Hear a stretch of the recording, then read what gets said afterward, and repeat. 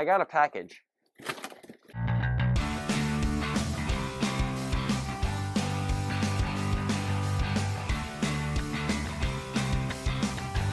Hey, what's up? My name is Miles, and welcome back to another repaint tutorial. I haven't done a video like this in a while. Number one, I've been super busy with school, work, and everything. And I haven't had a chance to get in front of a camera and do an actual repaint video since I think the beginning of September. It's been like a month. I've been doing some other type of content on YouTube, like some video essays or top 5. So if you're interested in that type of stuff, I'll leave a couple links below if you want to check that out.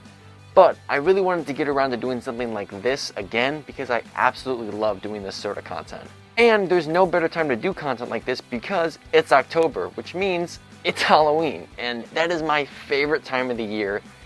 If you couldn't tell, I dress up pretty much every single day of the year. But Halloween is my absolute favorite time of the year. From the costumes, to the prop making, to the trick-or-treating, to just the whole vibe. I love Halloween so much, and I wanted to make some sort of video about Halloween. Even though this isn't really about Halloween, it sort of is in that category. While Halloween is fun for some people, it's stressful for others, how they don't know how to build costumes or how to make stuff look realistic without blowing tons of cash on it. So I want to help you out. I'm going to show you how in this video to turn a completely cheap and ordinary looking toy you can find at any sort of toy store and make it look into something very realistic and that you can use for a prop for any sort of costume. I've done this before a few times with Star Wars blasters. I've taken toy blasters that look like this on screen and turned them into something that looked like this. That's a little bit more realistic that you can use for props. However, for this video, we're going to keep it really bare and really simple and pick a prop that works with just about any costume you could imagine. For this video, we are going to be taking this toy model of a COLT M1911 that I found on Amazon and repainting it to look realistic. Because right now it does not look realistic at all. But the form is there and we're going to throw a paint job on it to make it look like a real prop that you can use for your Halloween costume to bring it up to the next level. Now this is very important. This is a disclaimer and I need everybody to listen. This is a prop. This is also a prop. The difference between these two is you can clearly tell this is a fake weapon.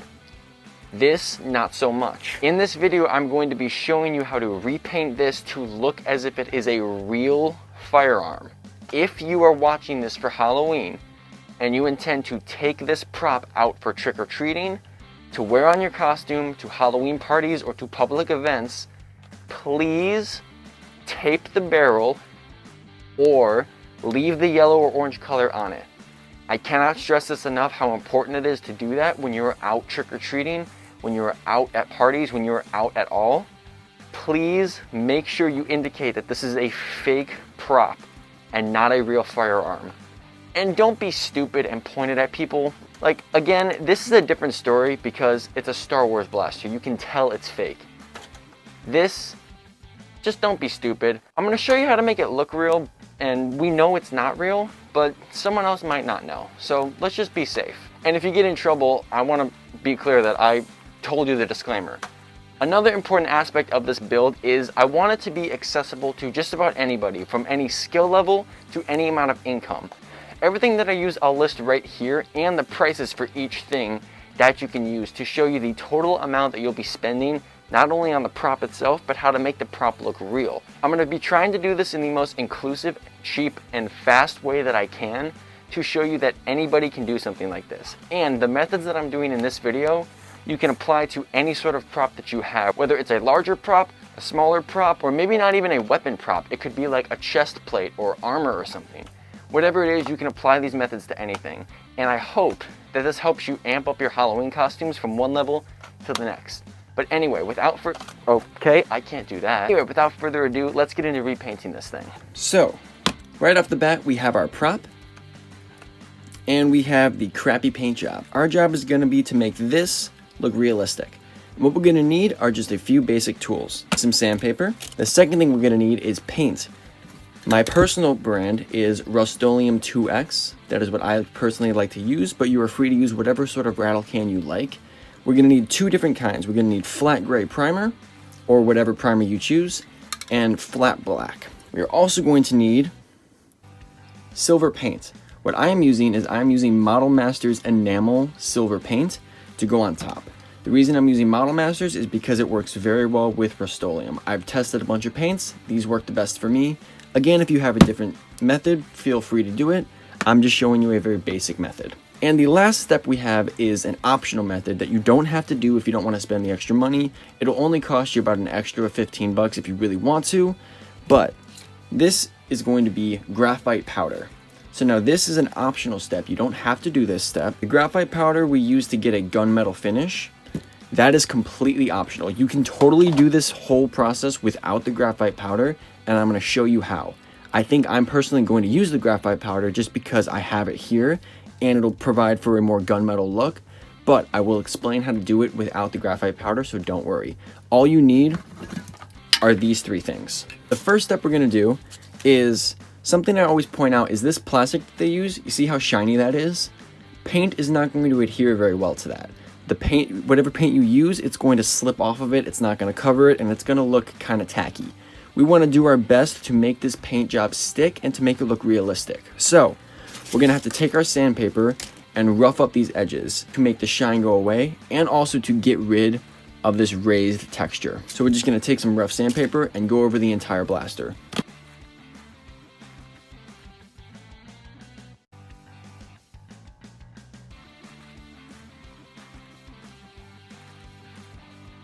Okay, so we took a quick pass over with the sandpaper. Nothing too fancy, not spending too much time on it. You can see where I roughed it up just a little bit. The reason we do that is to get rid of the shine and just to give the paint a little bit of something to grip onto. So now that that is done, we're going to take it outside and hit it with a flat gray Rust-Oleum 2X primer. This is my go-to primer. This is my go-to color and brand. Again, if you have a different brand that you'd like to use, more power to you, feel free. Let me know if you're using a different one. I'd love to try it. But this is just what I'm using. Also, one thing I want to point out, what I noticed about this gun is it has two movable objects. The slide rail that goes back and the mag that pops out. And then you could put little darts in there too. So what I'm going to do is the slide rail is fine. I'm not really worried about it. When I go to paint it, I'm just going to take the slide rail out and not worry about it. This, I could unscrew this and take the slide off, but it's honestly not worth it because this color is still fine. And it's not worth it to take this whole spring mechanism out if it's going to be a hassle to put back in, and it's not going to give us much of a benefit to do so. So most of the blaster works without it, so I'm not even going to bother taking it off.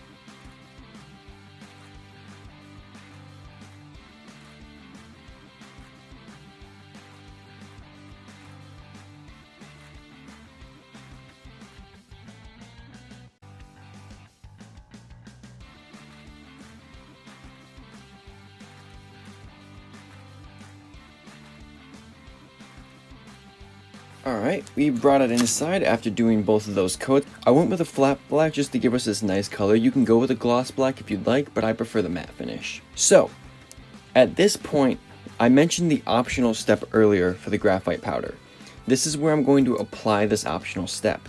If you have the graphite powder or you want to get it and you want to do this optional step, then follow along. The next step we have is dry brushing with the paint that I mentioned earlier. So if you don't want to do the graphite step, don't worry at all. Just skip to this timestamp I'm going to leave to pick up the next step that I'm going to do after the graphite. Our props are going to look a little bit different, but that's totally okay because we're doing them in different ways. So for those of you who want to do the graphite method, this is the same method I used on the Cassian and/or Blaster to give it a more metallic finish. I'm going to do the same thing here, and it is beyond simple, trust me. What we're going to do is we're going to take our powder and a very wide tip brush, and we're going to dip the brush in here and apply it very generously. Don't swipe, apply it in a patting motion like this. Also, quick warning, it is a little messy, so make sure you have something underneath your prop.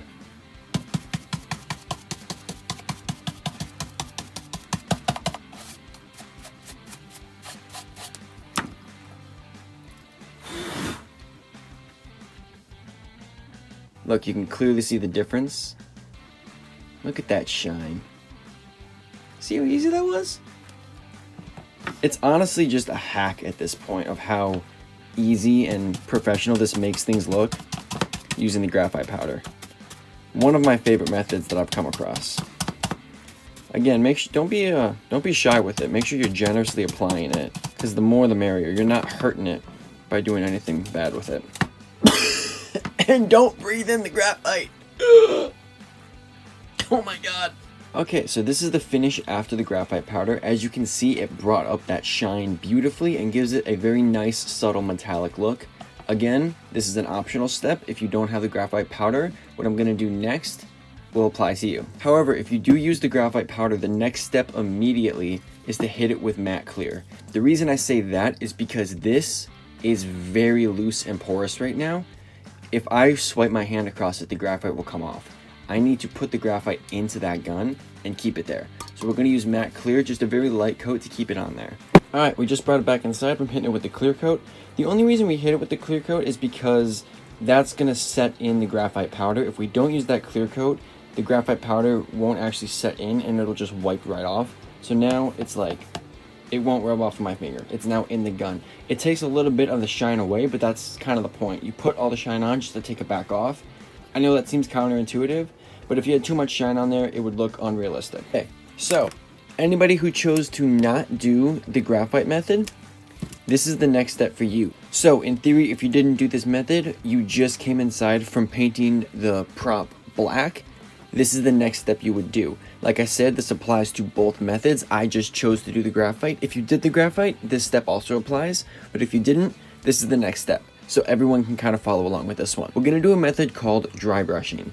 Dry brushing is where you put a little bit of paint on the brush and dab almost all of it off until you have essentially a dry brush. And you use that brush to hit the highlights of your piece. And the reason you do this is because it brings up all these edges like this to give you more of a metal effect, to give you a worn effect. This is one I did years ago, so the effect is not as good. I've gotten a little better of dry brushing over the years. So it's super simple. Like I said, you take your paint, you're gonna dip your brush in the paint and dab almost all of it off until there's just a very little bit on there. And then you're gonna go over all of these raised areas like this and this, all these raised areas very lightly to get the paint on there. All right, again, I'm gonna keep this one very subtle. I'm not gonna go super heavy on it. If you wanna go heavier on it, that's totally cool, it's up to you. I'm personally just gonna go a little bit lighter on it.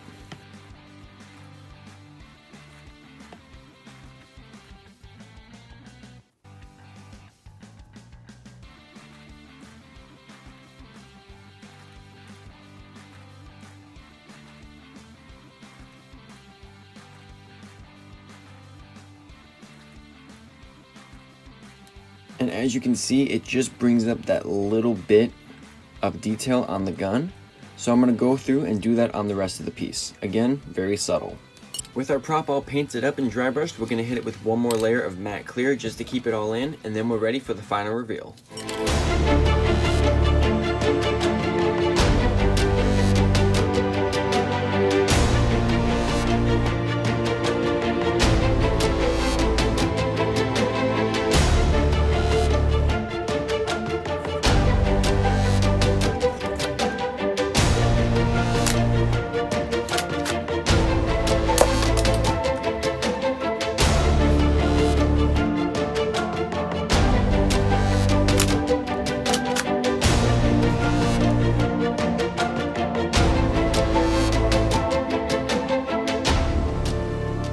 And just like that, we have a realistic looking Halloween prop. We turned a simple prop that we got online for like 12 bucks and turned it into something that you might find in a movie set, or something you would find on more of a professional looking costume. And we did it for really cheap. Now again, I do need to stress, I know I said it once, I'm just going to say it again. This is a toy and it is a prop. If you are taking this out for Halloween, you're taking it out trick-or-treating, to any parties, you're taking it out in public, number one, don't point it at anybody and don't shoot it at anybody. I know it's tempting to shoot your friends, but do that when there's not a lot of people around and do it in the backyard. Just don't do it in public. Don't be stupid. Number two, I didn't paint the barrel because I wanted to show you how realistic it looks. But please, for the sake of your safety and everybody else's, if you're taking it outside for Halloween, tape the barrel. Trust me, it's going to save you and every parent on your block a load of trouble. Just trust me on that one. Anyway, the methods that we applied in this video to this blaster can be applied to pretty much any sort of prop gun you can find online, whether that's a Nerf gun or a more realistic looking gun like this. You can apply it to anything. You can apply the same paint, primer, and graphite method that you want, and dry brushing goes with everything. I have a whole list of videos where I do this kind of method on a bunch of different props, most of them being Star Wars props. One of them where I decked out a whole new clone blaster like this big. I'm going to put that here or here. Somewhere. I'm going to put it somewhere and you can click on it and watch it because it's really cool. But anyway, I wanted to make sure I had this up before Halloween and give you guys a little bit of time so that you can pull this off. I did this in about 3 or 4 days, but just because I'm really busy, you could probably pull this off within a day or two if you have the time. But thanks so much for watching. I always appreciate it when you guys watch this, and I'm really glad that I was able to get another prop video out and another cosplay video out, because I really miss doing these types of videos. But anyway, make sure you check out some of my other videos, and thanks again for watching. I'll see you in the next one, and have a very happy Halloween. Peace!